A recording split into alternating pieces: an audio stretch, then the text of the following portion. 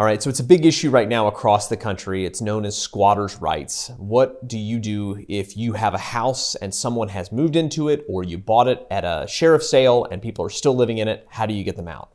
Under Pennsylvania law, this is called an ejectment. And while some states have passed laws making it really easy to get people out of your property if they don't have a right to be there, Pennsylvania is still one of those states where you actually have to file in the Court of Common Pleas in the county where the property is, and you have to file what's called an ejectment. Now, this is a little different than an eviction. An eviction is when you're evicting someone that you were renting to who has stopped paying rent.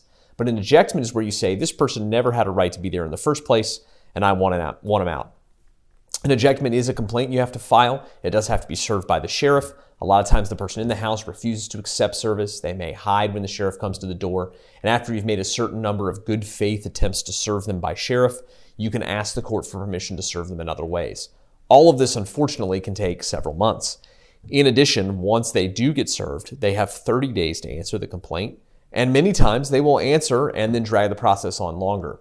There are some ways to try to speed up the process and to do so legally, but what's important is that you not try to physically force them out. If you go in and you try to change the locks on them or you physically remove them, you can get in trouble. There are criminal charges that can be filed, and there are civil claims that they can bring against you, even though it's your house and you have a right to it. If you're in a situation like this, it's important that you get an attorney. This is not something to try to handle yourself. Call us at Cornerstone Law Firm. Our attorneys can help talk you through ejectment and all the processes that go with it.